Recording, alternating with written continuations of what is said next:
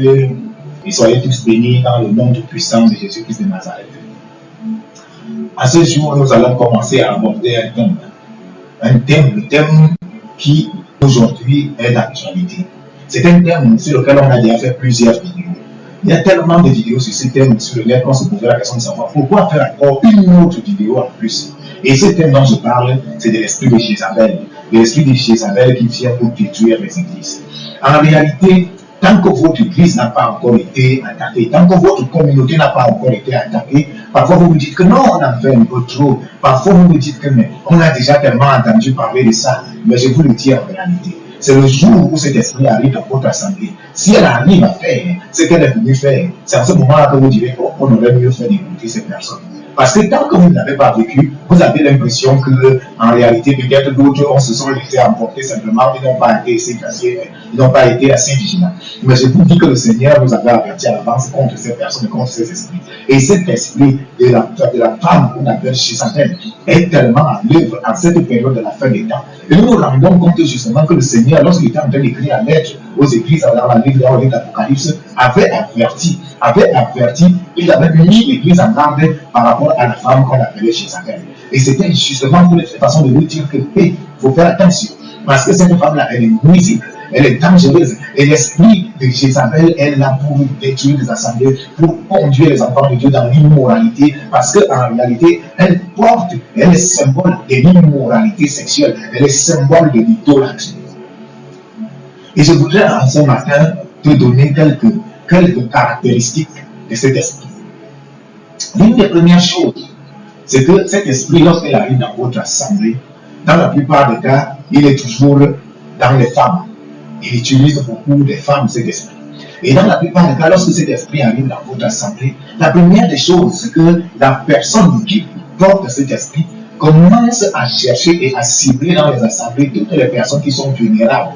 Toutes les personnes sont vulnérables. Elles peuvent être vulnérables de plusieurs manières. Il y a certains qui sont vulnérables de manière financière, il y a certains qui sont vulnérables de manière émotionnelle, et plusieurs facteurs déterminent justement la vulnérabilité de ces individus. Et dès qu'elle est dans votre assemblée, l'une des premières pratiques qu'elle utilise, c'est qu'il faut d'abord qu'elle entre dans les bonnes faveurs de votre leader. Il faut qu'elle entre dans le cercle proche des leaders de la communauté. Parce que ça va faciliter son travail. Et la première des choses qu'elle fait souvent, c'est que dès que cet esprit-là arrive, elle commence à travailler pour la communauté, à travailler pour l'église. Et tout le monde à l'église va se rendre compte qu'il y a une nouvelle personne. Lorsque toi-même tu arrives à l'église, que tu es souvent parfois une ancienne membre ou ancien membre de cette église, quand tu vois cette personne-là en train de travailler, toi-même tu dis que hey, on va passer de servir Dieu ici là. Regarde cette nouvelle personne qui est arrivée, regarde comment elle est soumise, regarde comment la personne-là travaille, regarde vraiment, alors que tout cela est fait simplement pour vous faire baisser la garde. Elle arrive et elle commence à proposer des choses. Elle dit, oh, Dieu m'a mis à cœur. Parce que c'est une phrase que nous avons connue particulièrement dans notre assemblée. Dieu m'a mis à cœur. Dieu m'a mis à cœur. Le Dieu m'a mis à cœur, on va toucher chacun d'une certaine manière. On va commencer par le leader. Oh, Dieu m'a mis à cœur d'acheter tel matériel pour cette assemblée. Dieu m'a mis à cœur de venir bénir l'homme de Dieu. Dieu m'a mis à cœur de venir bénir l'épouse de l'homme de Dieu. Dieu lui met toujours à cœur quelque chose. Et chaque chose, fois qu'elle fait quelque chose, elle vient là avec un air de soumission, un air très pieux, mais cependant, en réalité, elle est remplie de la ruse, comme dit exactement le livre de Proverbes chapitre 7. Dans le livre de Proverbes chapitre 7, l'Esprit de Salomon nous met en garde contre la femme prostituée. Et Jézabel est justement remplie de cet esprit-là. Parce qu'en réalité, dans le livre de Proverbes chapitre 7, on nous dit que cette femme-là avait la ruse dans le cœur. Elle nous dit que dans le livre de Proverbes chapitre 7, elle vient et elle approche le jeune homme qu'elle veut conduire à la mort. Elle l'approche en lui disant, viens, j'avais un sacrifice d'action de grâce à faire. Et c'est la même chose qu'elle va faire dans toutes les communautés dans lesquelles elle va assembler. Elle va entrer, elle va faire la même chose en vous disant, j'ai un sacrifice, Dieu m'a mis à cœur de faire, Dieu m'a mis à cœur de faire, Dieu m'a mis à cœur de faire. Ce n'est pas pour dire que Dieu ne met pas à cœur de faire à certaines personnes, mais c'est pour dire que lorsque vous entendez déjà, Dieu m'a mis à cœur de faire, premièrement, soyez sur vos gardes. Ne vous arrêtez pas seulement sur le fait peut-être que vous avez un besoin. Ne vous arrêtez pas seulement sur l'idée que, oh, voilà une personne que Dieu nous a envoyée pour bénir les églises, pour bénir notre assemblée, pour bénir les frères et sœurs. Vérifiez les motivations. Regardez la personne. Regardez la vie de la personne. Écoutez les paroles qui sortent de la bouche de la personne. Et il y a quelque chose qui ne trompe jamais, quelque chose qui ne trahit jamais. Ce n'est pas la réputation de la personne, mais c'est son caractère. Parce qu'il y a quelque chose qu'on n'arrive pas à cacher, c'est le caractère. On arrive à se forger une bonne réputation en achetant, en étant avec l'argent, avec les biens, en faisant beaucoup de cadeaux. Mais cependant, le caractère, c'est ce qui nous détermine. Et c'est pour ça que pour déterminer, pour pouvoir repérer ces personnes, il faut regarder à leur caractère. Vous allez vous rendre compte que ce sont des personnes qui font beaucoup d'efforts pour rester dans l'humilité. Mais c'est par là qu'ils commencent. Quand ils entrent, ils vous donnent l'impression qu'ils sont soumis. Ils sont attachés à l'œuvre de Dieu. Jamais il ne manque un programme, jamais il ne manque un service. Lorsqu'il y a un besoin à l'église, ils font tout pour apporter les moyens. Et vous vous dites, ah, voilà vraiment alors une personne qui vient pour servir le Seigneur. Mais derrière, la même personne fait un rapportage, elle fait de médisance. Et petit à petit, elle commence à aller dans les maisons des gens, elle va dans les maisons des fidèles, elle arrive un bon matin, elle dit, non, vraiment, Dieu m'a envoyé de venir te donner un 50 000, Dieu m'a envoyé de venir te donner un 100 000. Dieu m'a dit vraiment que tu avais un problème de loyer et il m'a envoyé pour venir te payer. Et dès que vous avez déjà vu comment le cadeau arrive comme ça, là, vous commencez à mettre cette personne en estime. Et il arrive souvent que dans certaines assemblées, après un certain moment, le leader de l'assemblée n'est plus considéré. Parce que tout le monde, ce qu'on considère maintenant là, c'est cette personne qui est censée être l'envoyé providentiel de Dieu, qui vient au secours à tout le monde, qui aide tout le monde, qui est là à l'écoute de tout le monde. Alors que tout ce que cette personne veut, c'est pouvoir happer vos esprits, pour commencer à vous manipuler. Parce que l'une des caractéristiques de Jézabel, c'est que c'est une manipulatrice. C'est une manipulatrice. Et elle utilise toujours la manipulation. Elle utilise la séduction. Et je vous dis que la séduction qu'elle utilise ne s'arrête jamais. Vous allez vous rendre compte que dans le livre de l'Heure, lorsque Jézabel est sur le point de mourir même, c'est-à-dire qu'on vient même pour la tuer déjà, pour mettre fin à son règne. Mais quand on dit que la personne là vient déjà, la première chose qu'elle fait, c'est qu'elle va se maquiller, elle va s'habiller. Elle a toujours dans la pensée que c'est sûr que si la personne la voit sa beauté, la personne peut l'épargner. Et elle va justement user de cette sorte de séduction, de manipulation. Elle arrivera toujours, cette personne. Et je vous dis que les personnes qui sont comme elle, qui sont remplies de ces esprits, ont toujours ce mot-là à la bouche. Dieu m'a montré que, Dieu m'a montré que, Dieu m'a montré que. Donc, il y a des assemblées qui acceptent rapidement la prophétie, et d'autres qui sont un peu distantes et qui sont un peu plus prudentes. Si vous êtes dans une assemblée où la prophétie est entièrement reconnue, vous lui avez facilité la tâche. Parce que petit à petit, elle va commencer à aller dans les maisons à maison, les gens en disant que j'ai reçu quelque chose de Dieu pour venir te dire que j'étais vu comme ça, j'étais vu comme ça, j'étais vu comme ça, j'étais vu comme ça. Et vous allez vous rendre compte que toutes ces personnes qui aiment qu'on prédise des choses dans leur vie, toutes ces personnes qui aiment qu'on fasse des prophéties dans leur vie, ils vont commencer à s'attacher à cette personne. Ils vont commencer à aller à un certain moment. Vous allez vous rendre compte que les gens viennent à l'église, ils finissent d'écouter le message, mais peu de temps après, ils vont vers elle pour lui poser la question que est-ce que tu n'as pas vu quelque chose dans ma vie? Mais quand ils font tout ça là, ils ne vont jamais voir le leader pour lui poser la question. Alors que la vérité, la prudence veut que si même tu as reçu quelque chose dans la vie d'un de tes frères ou d'une de tes sœurs à l'église, la première des choses, c'est que tu te diriges vers le leader et avec le leader, vous examinez la prophétie. Mais jamais ces personnes font ce genre de choses. Quand ils reçoivent la prophétie, ils contournent par derrière. D'ailleurs, en réalité, ce ne sont pas des prophéties véritables qui viennent de Dieu, mais ce sont des manipulations de l'ennemi. Parce que ce n'est pas pour dire que ce qu'ils vont vous dire ne va pas se réaliser. Non, le Seigneur nous a averti dans le livre de Deutéronome chapitre 13 pour nous dire qu'il y a des faux prophètes qui vont arriver avec l'intention de te détourner de la voie de Dieu. Ces faux prophètes-là, ils vont te dire des choses, ils vont même prophétiser des choses, et puis ces choses-là même vont s'accomplir. Mais le Seigneur dit que c'est pas parce que ça s'est accompli que ça signifie que c'est Dieu qui l'a envoyé. Parfois, c'est pour te mettre à l'épreuve, pour vérifier si tu aimes vraiment l'Éternel, ton Dieu, de tout ton cœur, de toute ton âme et de toute ta force, pour vérifier véritablement si tu es attaché à Dieu. Et parfois, justement, Dieu laisse que ces personnes arrivent dans certaines assemblées pour vérifier l'attachement des uns et des autres. au Seigneur. Parce que beaucoup de personnes sont attachées non à Dieu mais aux prophéties. Beaucoup de personnes sont attachées non à l'assemblée mais aux prophéties. Ça veut dire que lorsque quelqu'un arrive là et commence à faire des prophéties par-ci, par-là, par-ci, par-là, on n'écoute même plus la parole de Dieu, on n'écoute même plus ce que le leader raconte pendant les enseignements. Tout ce qu'on attend, c'est le moment de la prophétie.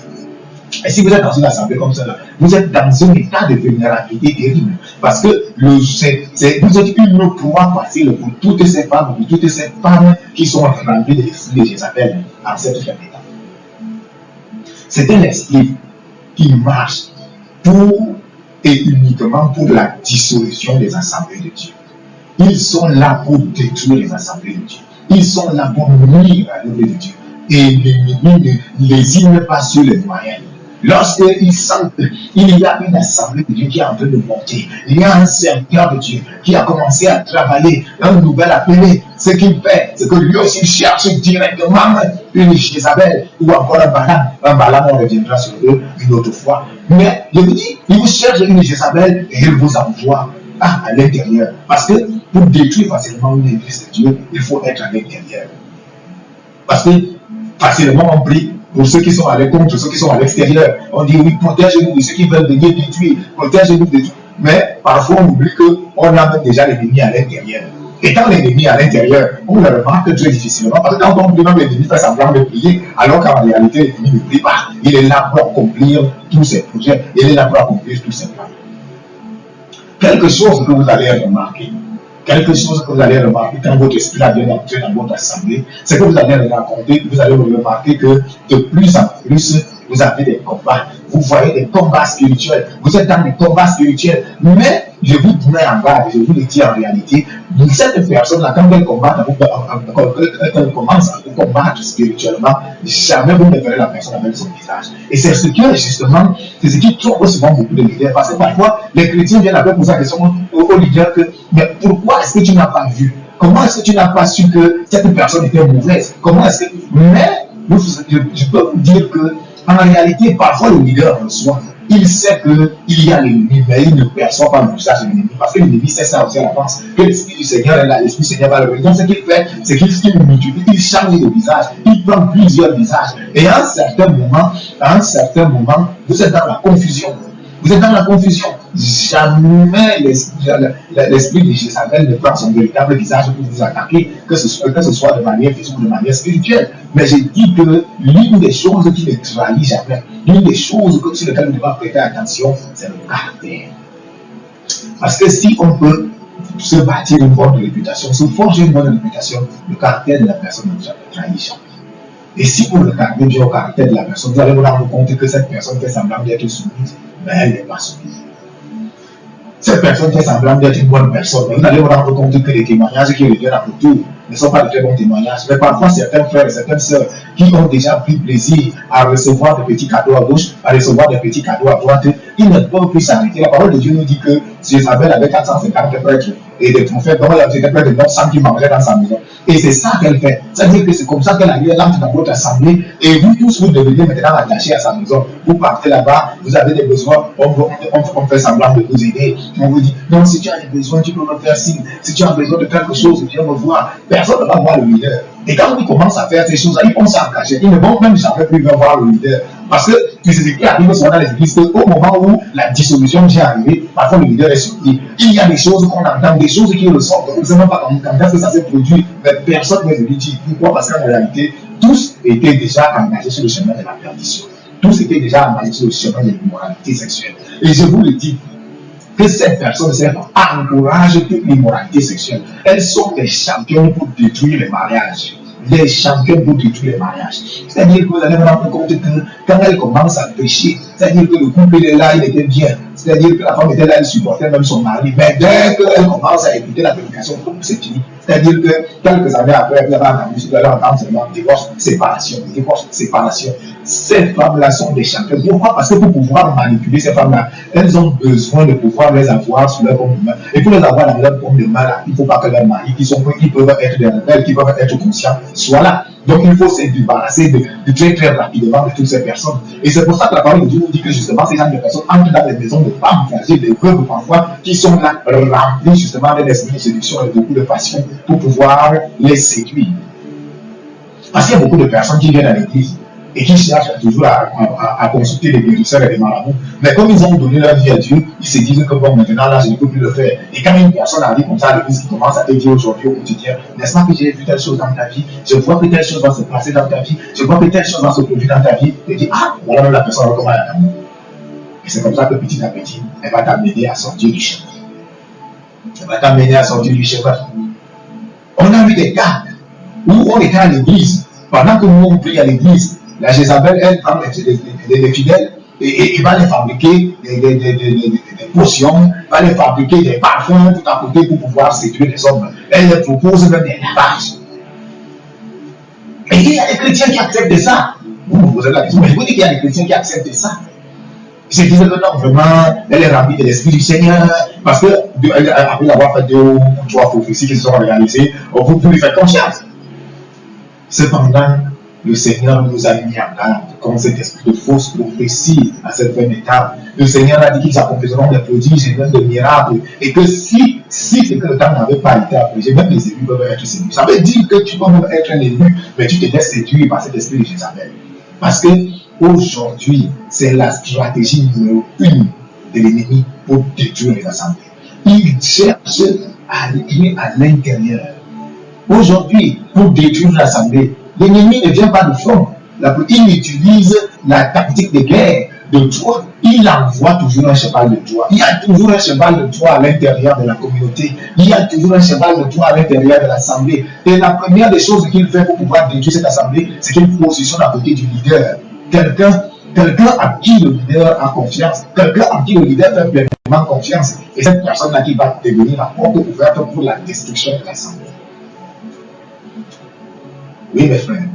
C'est vrai que depuis que j'ai commencé à parler, j'ai déjà été effacé l'homme. Et c'est pour ça que je vais d'abord arrêter aujourd'hui. Mais c'est un sujet sur lequel on va s'étendre de plus en plus. C'est un sujet sur lequel il faut revenir. Parce que la réalité est là. L'esprit de Jézabel est dehors. L'esprit de Jézabel est dehors pour détruire les assemblées à cette fin d'état. Ne vous laissez pas séduire. Ne vous laissez pas séduire. Parce que le Seigneur avait dit que cette séduction-là, si tu ne fais pas attention, tu vas te laisser emporter à l'égarement et tu vas même sortir de la communauté, tu vas même quitter l'assemblée là où tu étais bien, là où l'Esprit du Seigneur allait te conduire jusqu'à être sauvé ou te retrouver dans les ténèbres, simplement parce que tu n'auras pas été vigilant. Faisons attention. Faisons attention. L'esprit de Jézabel est tellement à l'œuvre dans les assemblées actuellement là. C'est pour ça que je vous dis, vous mes frères, mes sœurs, même quand vous êtes dans le besoin, priez le Seigneur.